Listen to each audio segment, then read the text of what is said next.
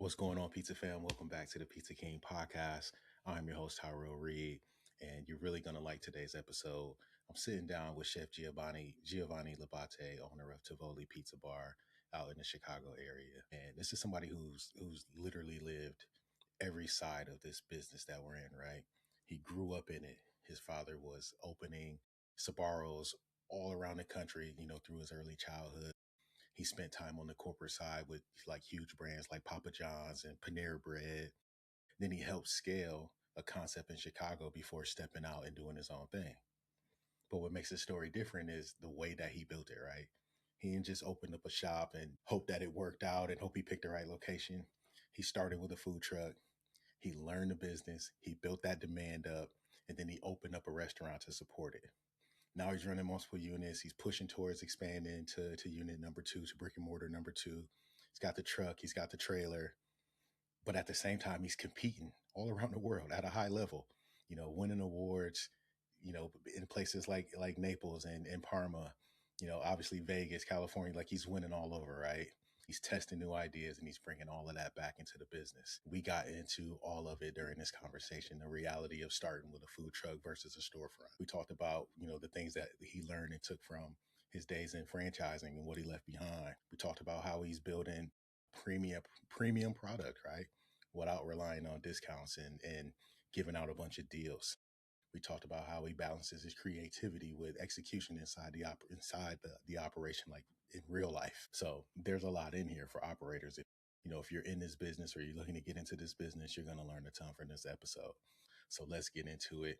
Chef Giovanni Labbate from Tievoli Pizza Bar. I think competitions really inspired me to do that because my first competition was in Chicago and I made a pizza. It was good. I came in like 4th place, which I was like, that kind of pushed me because I was like, wow, first time and I got 4th place. Not bad. When I started going to these competitions, I started seeing people putting really cool things on pizzas. And I'm like, wow, I really got to elevate my game. These people are not just putting pepperoni and sausage and, they're putting like things that you would never see on a pizza before. So then that's when I started kind of developing different things on the pizzas.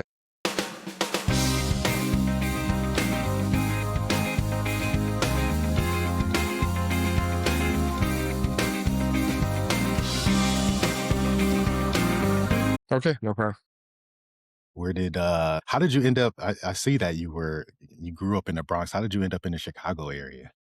So my father was an immigrant. Obviously, he came to, he literally jumped ship from the Navy to New York, and immigration came to get him, and his brother kind of bailed him out and became a citizen. But they started out in New York as in a pizzeria business.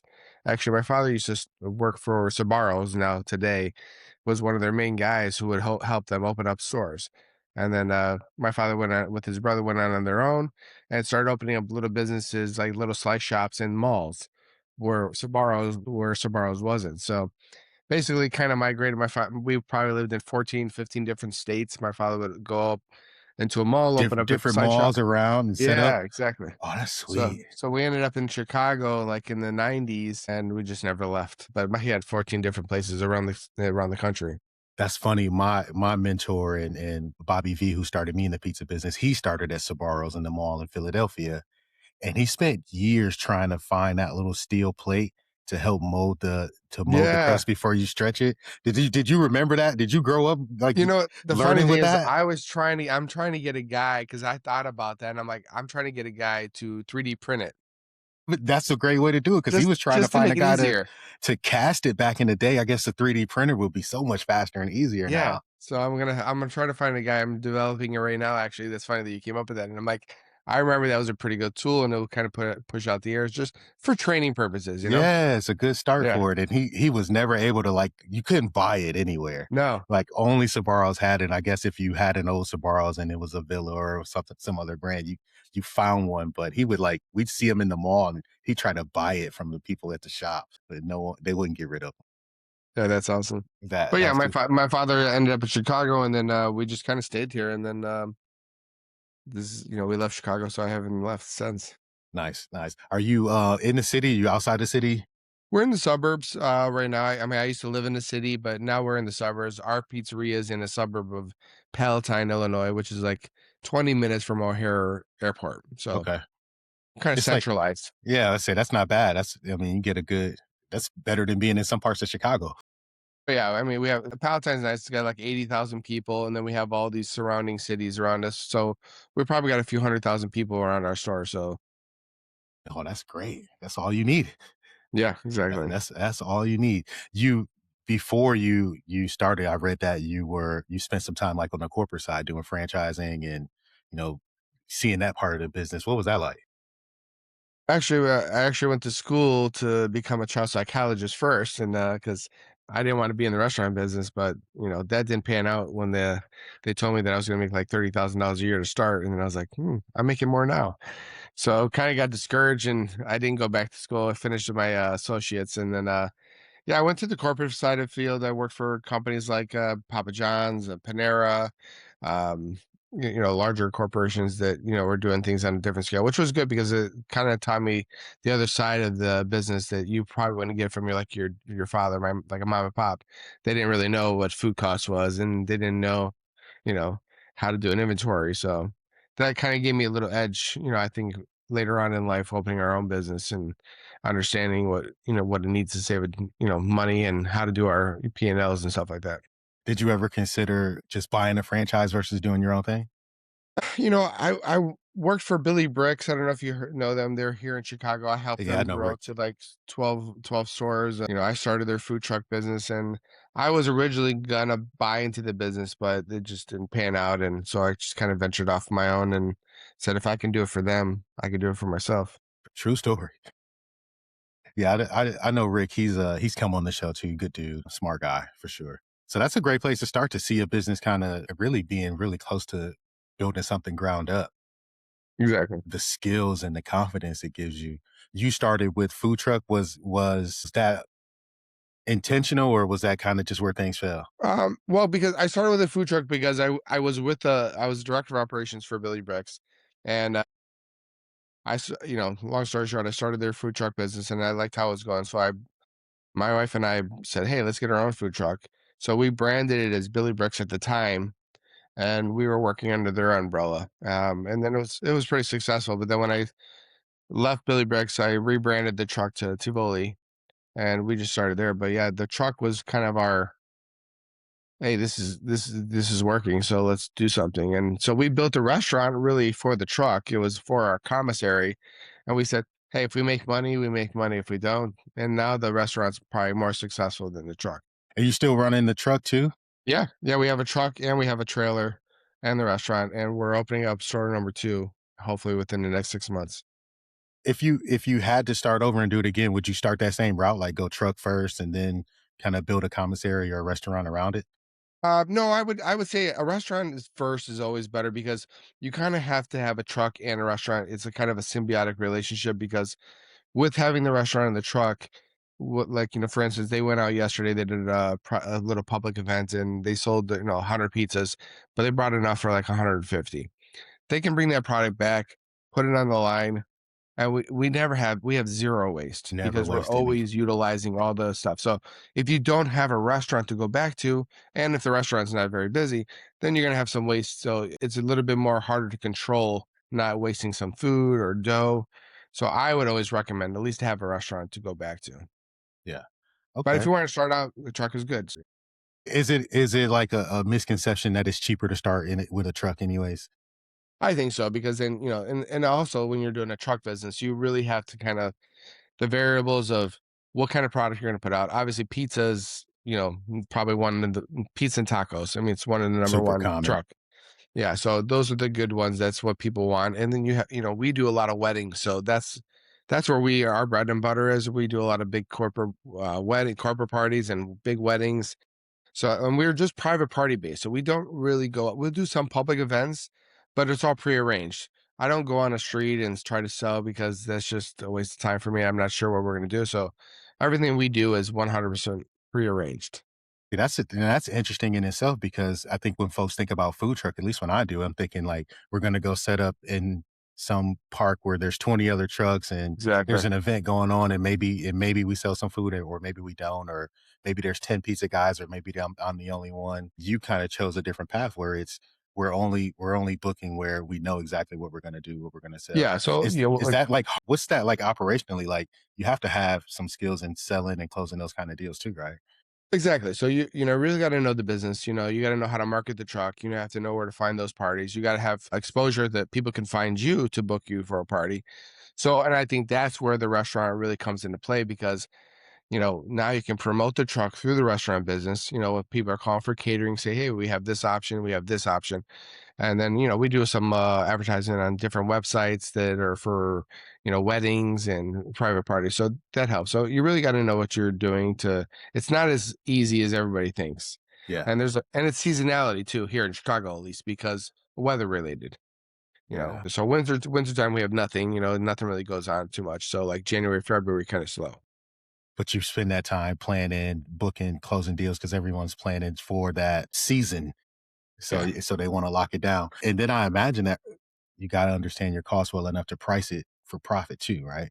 'Cause correct. Yeah, I've heard folks, in the food truck game or the pop up game, start to give out, they're pricing themselves out of the profit, and it's making it hard to keep going in the business. yeah. I mean, yeah, we're not the cheapest avenue, I would say. Some people are like, "Wow, that's expensive." I'm like, "Well, that's what it is if you want pizza made at your doorstep." So, so it's an experience plus having food. So that's how we kind of validate what we do is because we have an all glass truck, people can see it. So it's not, if you want a pizza delivered, sure, that would be cheaper. But if you want me to make pizza with a crew in front of you on our truck in our gold oven, yeah, that's going to cost you a little bit more money. And it's separating the pizza from the experience. That's a whole series of education in itself for customers because they look at us all like we're Little Caesars. And that's where Tivoli came into play. When we did Tivoli, we don't offer no discounts. We don't do any couponing. And we hardly do any marketing. It's just basically like podcasts or we get some news exposure. We do little things here, influencers that we don't pay. But I didn't want to demean what we do as a pizzeria owner because a lot of people think that pizza should be cheap. And a lot of people think that, oh, it should be coupon or it should be discount. And I don't do that. I say, hey, when you go to a fancy restaurant, you're not bringing a coupon with you. Why should we take coupons? So, and I tell people we're we're not the cheapest pizzeria, but we're not overly priced. But we put, and I know a lot of pizzerias say that but we put literally the best products possible, and we're always getting better. If we find a better product, we're buying it. I don't care if I have to spend more money for that product. I will charge accordingly for my product to do so, because I want to put out the best product. What's that process like for you in terms of just finding ways and finding areas to improve? Like, is it a point where it's like, okay, maybe I need to stop tinkering as an owner, or is it no, I saw something, I learned something, we're going full steam ahead, or do you kind of test things out? We do a lot of testing. This it's actually why I like competitions, trade shows. We see new products, new ideas, and then but just in general, I'll see something and I'm like, or the rep will call me from and say, hey, I got a couple different pastas, so we'll test them out, or we'll make something like for instance, gluten free. We do a lot of different gluten free products, and we couldn't find a good gluten free pasta because they kind of all suck. And so I said, you know what? We're going to make our own gluten free pasta. We make our own gluten free gnocchi. And that's what we're proud about because How you wouldn't long even does know it's that gluten free. take? It's actually so simple too. I mean, and I thought about it. I was like, man, it's just a gnocchi pasta. We make it probably kind of pretty cool because we don't do the traditional gnocchi. We make kind of like a little balls. So they're round balls, and they're so good because you wouldn't even know they were gluten free because mostly it's potato pasta. And I don't have to give somebody a mediocre product. So I'm giving something that we made in house and it's so much better. So that's the kind of things that we do. And we're always looking at our menu and what we can do better. Because if you think you know everything, then you're done.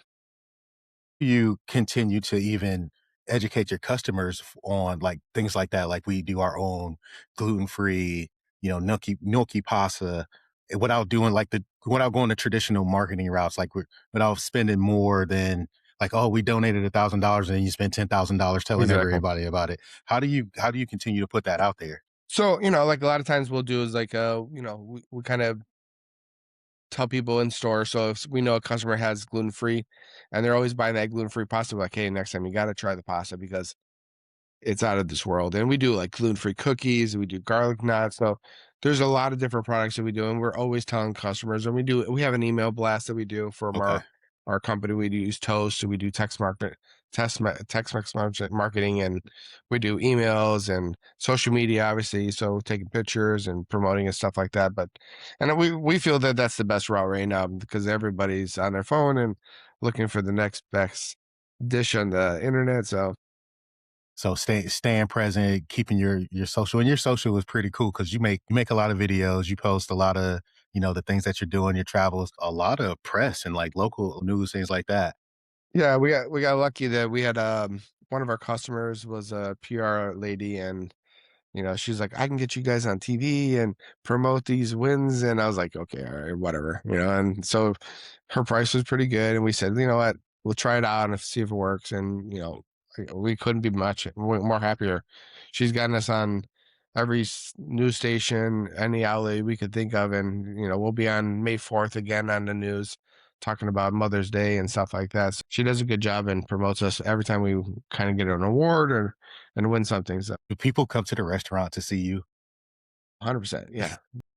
Yeah, because I think that's pretty cool too. Like you're the face of it, and then I know that you guys got a whole team and business behind it, but you kind of taking on that role of being the face of the brand and stepping out there. So I imagine that's like people are Yeah, coming to check you out. unfortunately, I make most of the pizzas at the restaurant. I'm trying to stray away from that, and we kinda lost a couple of our guys, so we have to retrain some new ones, and I have a new guy coming, but I'm trying to get myself out of the kitchen, but it's hard to do sometimes, because, yeah, customers come in a lot of times just to say, "I saw you on TV," And they want and, to talk. yeah, so, but it's a good feeling too, we want people to know that we care and we're behind the scenes, we're not just absentee owners just trying to make a buck, like we do it because I do it because I love it. Yeah, hence the name. Yeah, How did that's why the I was how did that come about? I wasn't even. It's a perfect way to go into that. How did you get there? That's pretty creative. so we were at a competition in California, which is a competition that's coming up in the deadline is actually the 24th, the California Reel competition. So we were at their competition, which we won that year, and we had wine in California, and it said by Oak Farm Vineyards, and it said Tivoli. And it explained, it said it's I love it backwards. Move forward like 6 years later, when we were trying to come up with a name for the restaurant, we couldn't think of anything. Everything we thought about was taken. So my wife was like, "What about that name, Tivoli?" I'm like, for sure somebody's got it. Nobody had it. So I called my lawyer. I was like, dude, I need this name for the whole United States. So we trademarked the name, and yeah, I mean, it just means everything for us because it sounds Italian, but it's not Italian, and then it Yeah, means something backwards. So you couldn't get any better than that. It's really how we feel about pizza. an original word, but still has meaning. Yeah, That's pretty dope. And you locked it up. No one else. We're not going to see another Tivoli without litigation in the yeah, United States. unless Do you have any goals to franchise?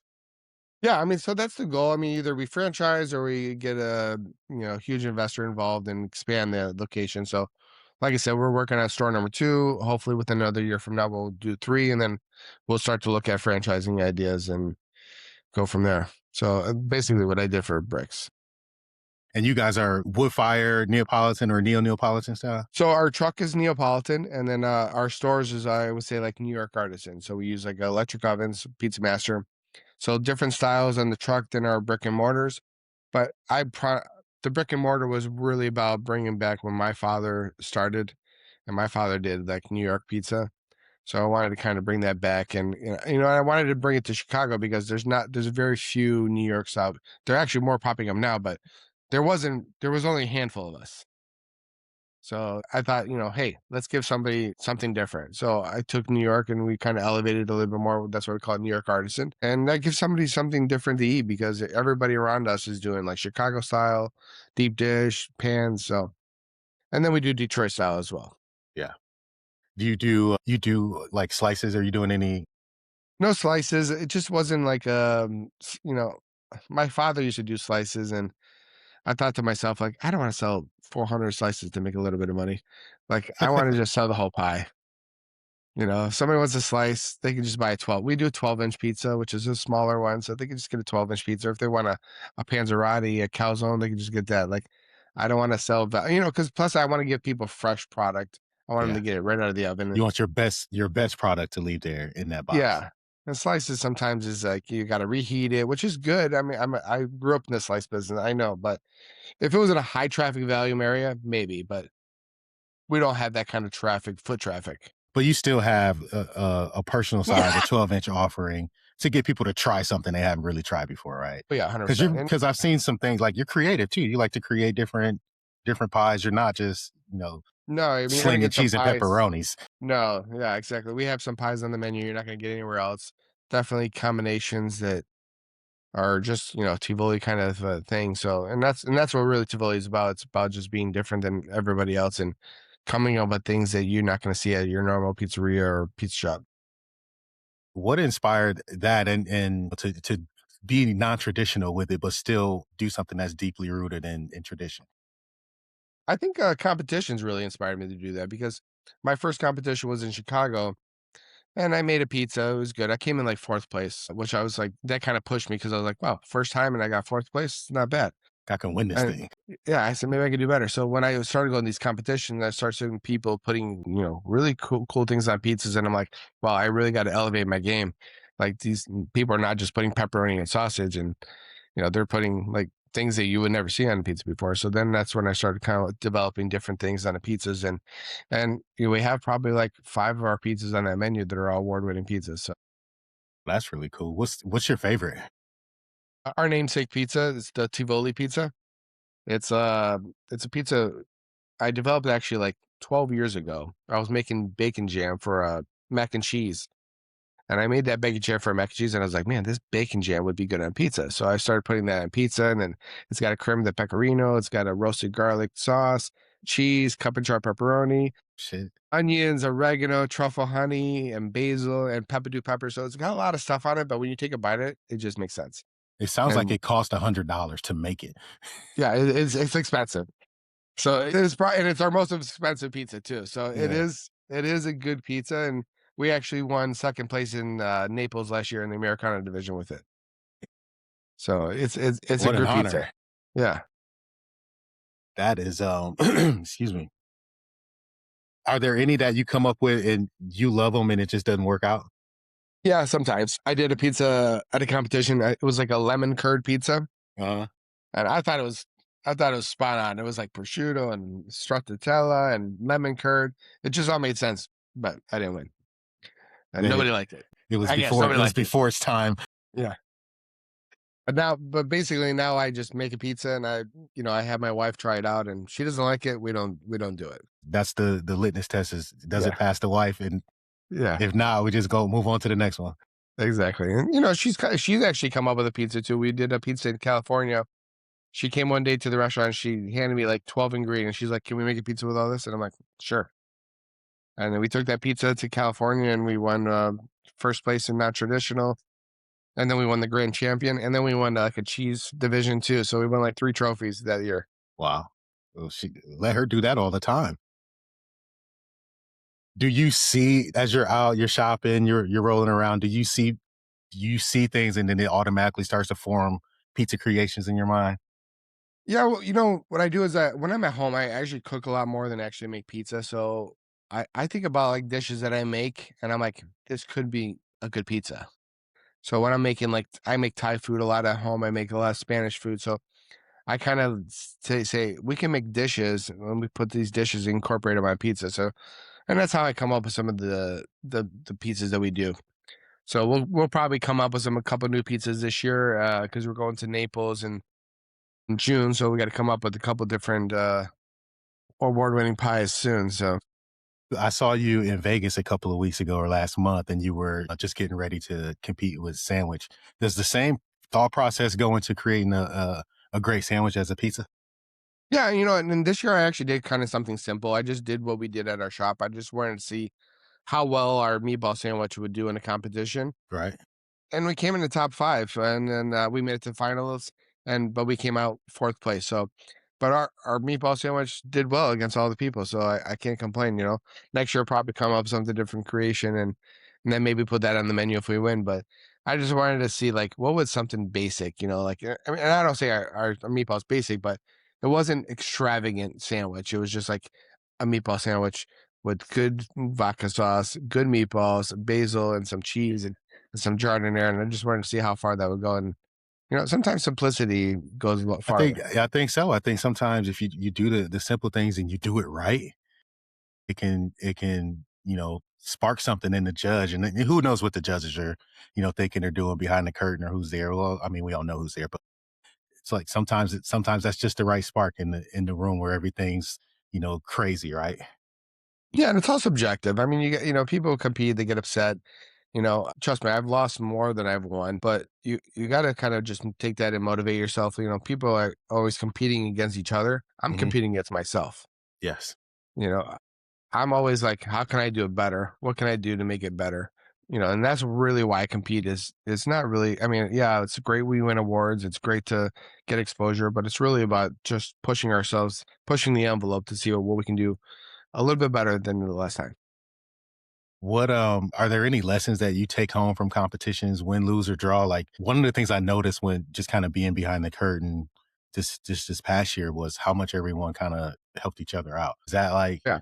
Is that do you go looking forward to just connecting and learning from some of the other, masterpiece of piece of yellows around you? I mean, 100%. I always looking around, see what the new guys are doing, seeing if they're doing something different. I mean, that's kind of really how we brought Detroit pizza to our restaurant because I saw everybody competing with Detroit's, and I was like, man, this is a good pizza. And kind of taught myself, reached out to a couple guys and said, see what they were doing, how they were making it. And we R&D'd it for about a year. And then finally we said, okay, we got it right. And then we launched it. And, that's really came from competitions, just seeing what everybody else is doing. That's a major win if it makes it to the menu and you can actually make some money from it too, right? Yeah, 100%. Yeah, I think it's important to go to competitions and have an open mind and see what people are doing and learn and don't be one-sided. You got to see what everybody else is doing, kind of take little bits in here and there and see if you can incorporate any of that to your restaurant, and I think that's going to help you. Oh, I love that. So you're going to Naples this summer. We just saw you in Vegas. Are you going to be California this year too, in Florida? I hope so. I applied to be in California for the Real California competition, so I made it there, but 2 times out of 5 years, so hopefully I'll get another Okay. third, Fingers you know? crossed. Yeah, Get there and win some trophies. yeah. Um, I and then got you there I got got there twice and I won 2 times, so, yeah. Well, then you yeah. got a little bit closer to home. You got Expo in Columbus coming up. Do you try to hit as many as you can, or there's ones that you Yeah. reserve your time especially for? I didn't go to Parma this year because it was so close to Vegas, we went to Parma last year because we won the California PMQ magazine, so, yeah, we had a free paid trip, so that's why we went, and we did pretty well. I mean, we ranked pretty high, not as good as we wanted to, but, we did well. But we chose this year Naples because last year when we went to Naples, we obviously won 2nd place in Americana, but we did other, categories, and we placed, like, 10, 11. So I was like, "Wow, we're pretty close. We could probably with a little bit more ingenuity and practice, we probably could, get in the podium." So that's the goal this year is to not only do Americana division, but I'm doing like pizza frita, Neapolitan STG. So I'm doing it all. You're I'm challenging gonna yourself, right? yeah, yeah. We want to push the envelope and we want to, I'd like to win like a Neapolitan. We've done Neapolitan in the past. We've come like with 3rd place, but I'd like to win Neapolitan in Italy would be like the highlight because then we could say like we're the best Neapolitan pizza truck out there. Yeah, like number one means something. Yeah, exactly. Oh, that's sweet. When you Especially when to win in Naples, that'd be huge. Hell yeah. That'd be great. What have you inspired anybody like, back home or back on the team to start to compete based on just what you've been doing out there? I don't know. Maybe I hope so. I hope there's young pizza makers out there that were watching me or watching some of the teammates, and I know a lot of people on my team that I inspired them as well to do more. And I know they always a lot of the guys call me and ask for some advice. So yeah, I mean, like you said, there's a definitely a camaraderie when it comes to competing, even with different teams, and we're always there to help each other and you know, whatever they need. We want everybody to put their best pizza out because I don't want to beat you at your worst. I want to beat you at your best. Yeah, but you still want to beat them though. So, I mean, the artistry aside, you're also there to run a business, right? And you came from a strong business background with your time with, different franchises and other brands that you've helped to grow. What are some of those, if you're telling somebody hey, look, you're gonna open a Tivoli franchise. This is what you need to focus on. This is what our core business looks like. Like, what lessons are you making sure you teach someone that comes in and they need to not only make a great product, but they also need to make a living using your name? How do you what are you teaching them? What are you telling them? Well, I mean, basically the same thing we teach our staff. It's, follow the systems. We have systems in place. We have recipes. It's consistency, putting out a good product each and every time. And not only just the food, I mean, service too. Yeah. You got to give good service. You got to be, the first impression is the people at the counter. So, cleanliness of your restaurant, Hmm. I'm a neat freak. So, and organization. So I'm all around. If you come in my kitchen, it looks like a hospital. So I like I that. want it to be And clean. that takes work too, but it makes such a difference when it's time to execute. Well, I tell everybody, hey, customers eat here and we eat here too. So make sure it's clean. Cleaning your restaurant also helps with maintenance, with your equipment. So you want to take care of it because those things break down. That cost you money. So there's more than just making great pie to running a business. It's having a good team. Obviously, you need a lot of good employees to help you to do that, and good service, and just use good products.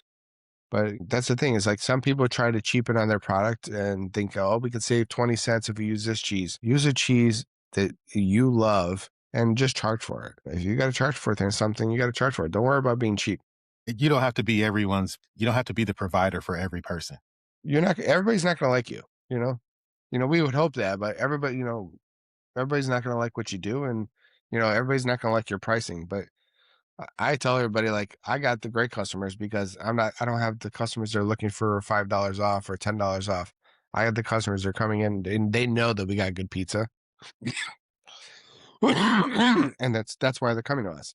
And you can see on our Google reviews too. Sometimes they'll say like they got the best pizza in time. A little pricey, but it's the best. But it's I'm good. okay with that. I'm okay with that. Yeah, I mean that's who we are, right? Yeah. If that's the worst review we're gonna get is that we're pricey, but we have the best pizza, so be it.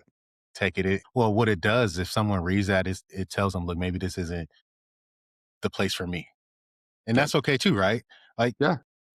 there is a product for you out there if you're not in that price range. But if you want something, if you want to spend a little bit more and get a killer product, this is a good option for you, as reported on Google and all these other places. 100%. Yeah, you gotta be you, and that's it. That's the key.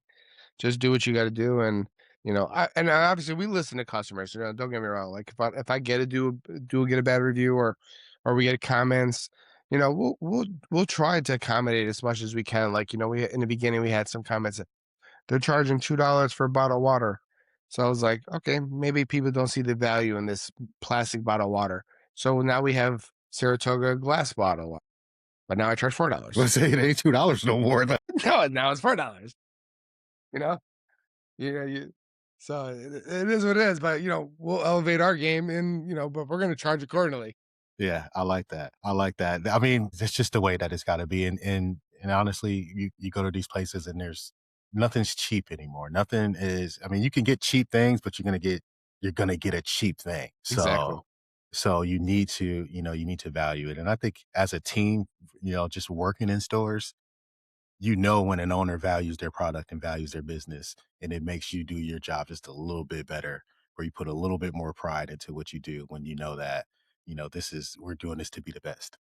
Yeah, and I think I think it's nice that's what social media can do is giving the knowledge to your customers, understanding why you charge a certain price because, hey, the dough we make takes 72 hours before we actually stretch it. And, we make it by hand, we roll it by hand, then stretch it by hand. I mean, that's a long process for a piece of dough. Yeah. And then when you ask, why do we charge a certain price? Well, that's why. I love that. I used to tell the story, with the team or the managers on my team, just about growing asparagus. And I have a garden. I love my garden, right? And I'm like, think about asparagus. From a seed, it takes 2 years to get a stalk of asparagus. And every day you got to prune it and water it and do all this, and you can't even touch it. For the first year, you don't even know if you did it right because, right, it wasn't even sprout for a year. And then a year after that, you prune it every day, you take care of it. And then after that second year, it becomes a productive plant for 20 plus years. So like you put the time in and you put the effort and you put that on there, and we look at it like a side dish. Like it's just like garnished to the steak, but it takes time, it takes effort, it takes More time than that sacrifice, steak. more time than the steak. You know, steak is very seasonal on a, you know, on a 1 year schedule, 2 year schedule. But like and it's like we got to start thinking about our business, and we think about our team, and we think about our growth like that. Like we're putting in the time and we're putting in the effort and we're planting the seeds and taking care of it so that we can have the production and the growth for years and years and years to come 100%. afterwards. It's not an easy thing to do, but that's like the way that I love to teach it. Um, so you know, I just love anybody who's passionate about what they do, and they say, look, we're going to be the best, and we're not going to cut any corners. Yeah, and that's 100%. That's how we feel about ourselves, and we're always trying to do better. So that's, we're always looking to learn, to be knowledgeable what we do. I mean, I've been doing this for over 40 years.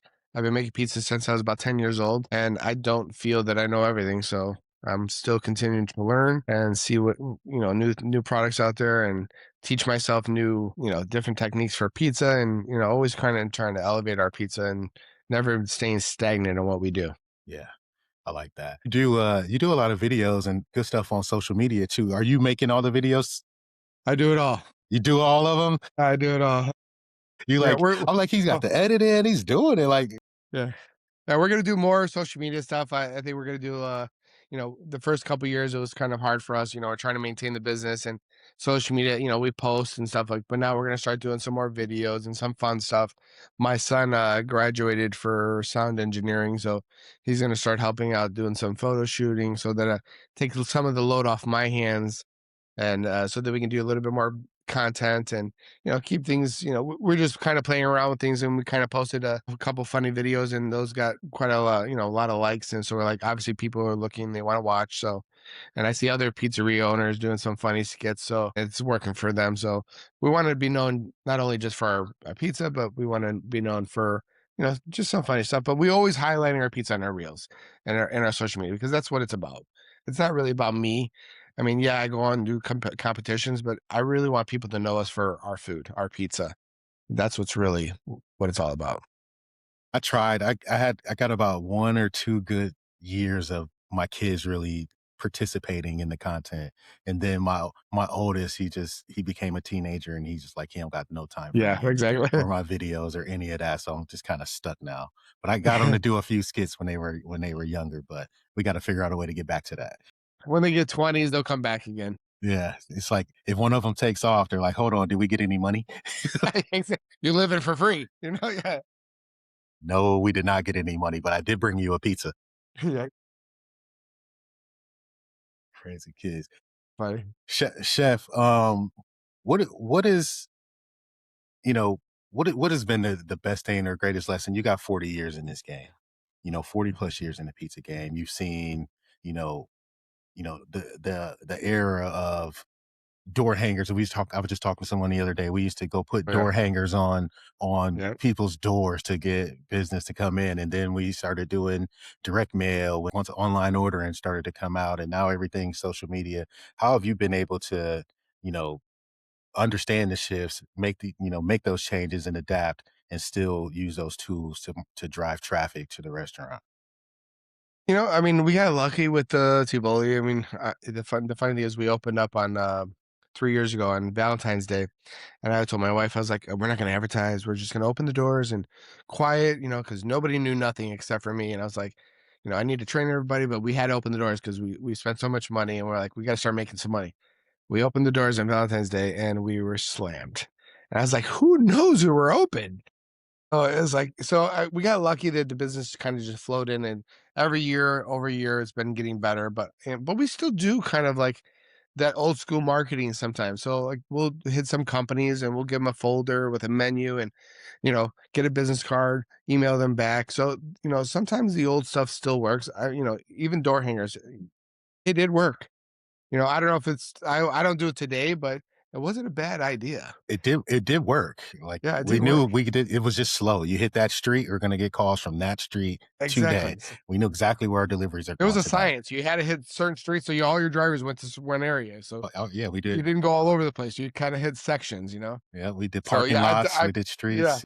yeah, I done it all, and we kind of today we're lucky that we don't have to do all those kind of like guerrilla marketing kind of stuff that, social media kind of helps out. But I think, yeah, I mean, you could still bring some of that stuff back into your restaurant and maybe elevate that a little bit more. But like what we do, like I said, going to offices, trying to get catering orders. We're more focused on building our catering sales right now. Our in-store sales are fine.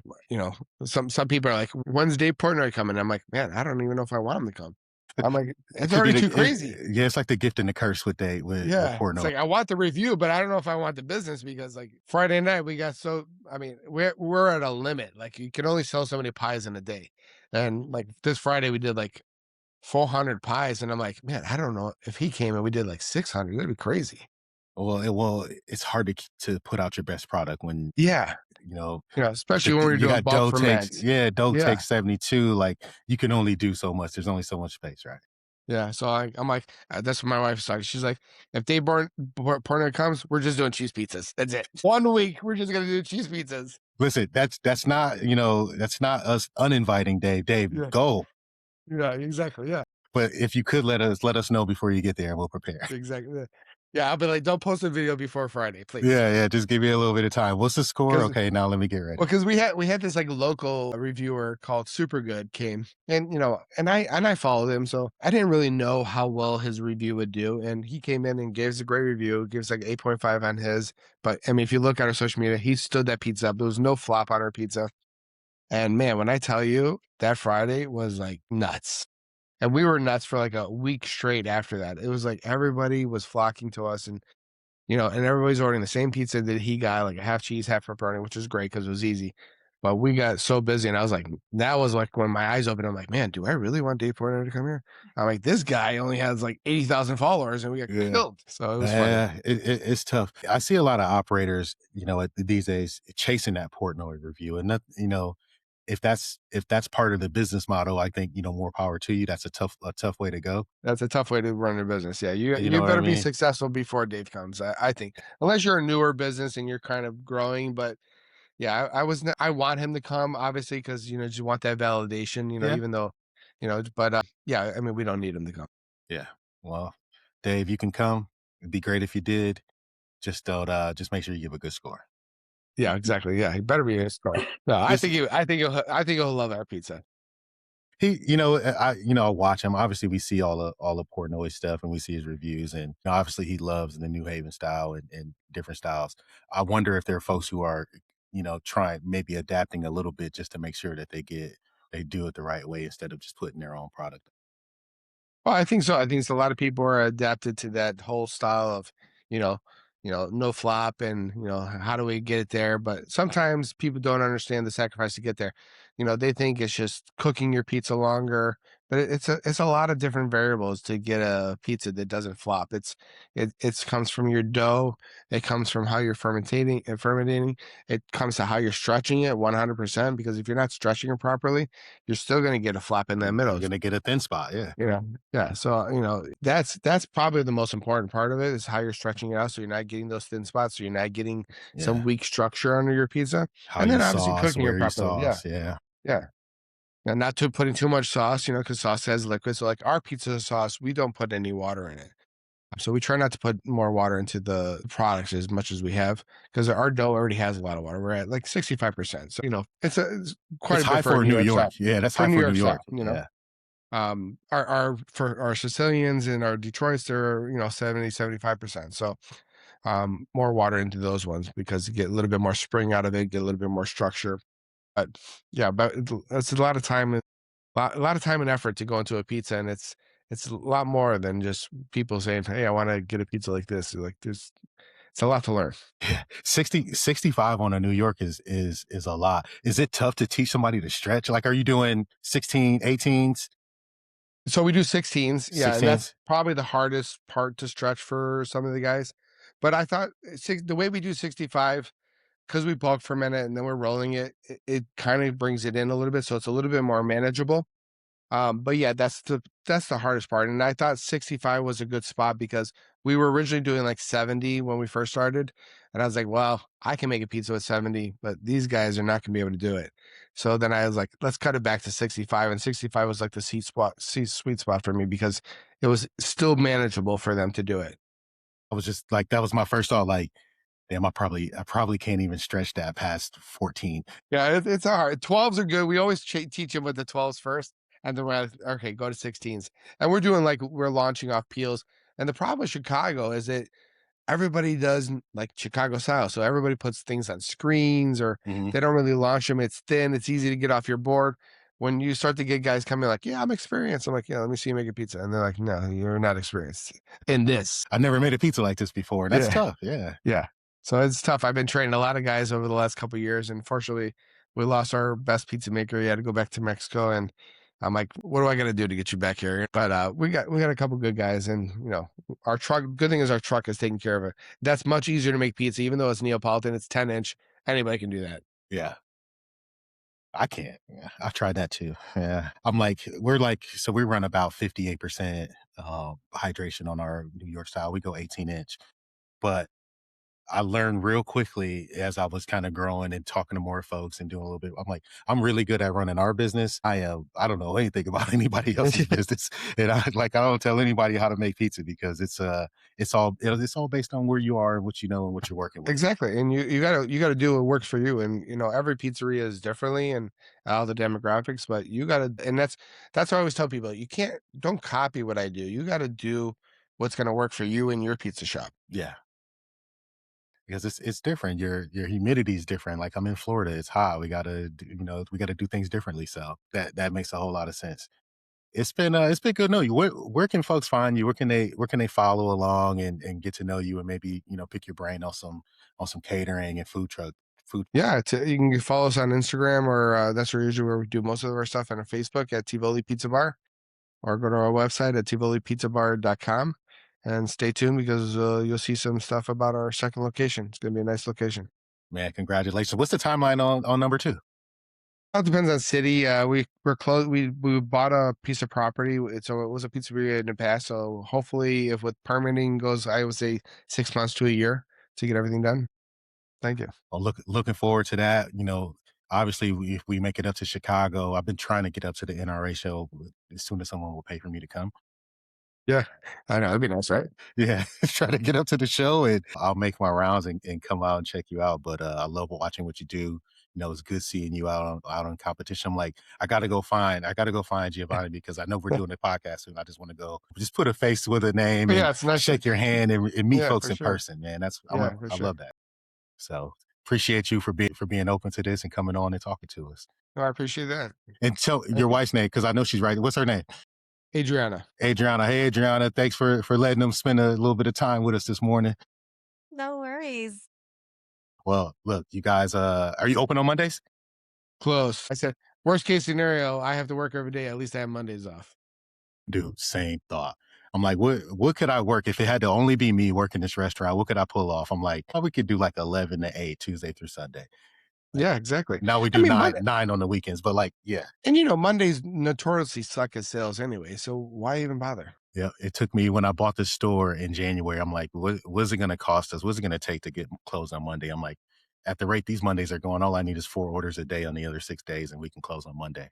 I'm like, Exactly. I'll get that in on the email list. So, Yeah, exactly. that's it. Sometimes it's you need your sanity. You need a day off. It's Yeah. not worth chasing a little bit of sales on a Monday No, just it's a good to work. reset. It's a good prep day. It's still go to a restaurant almost every Monday. I like to clean the floors on Yep. Mondays. No one's in there, and I had to pick up a bunch of coat this morning. So there it is. That's just There it life. is. I did work on a Monday. We were closed, but I worked. Yeah, but you're not rushed. You got a peace of mind. Yeah, Yeah. I can appreciate it. But hey, this was good. I appreciate Yeah. No you.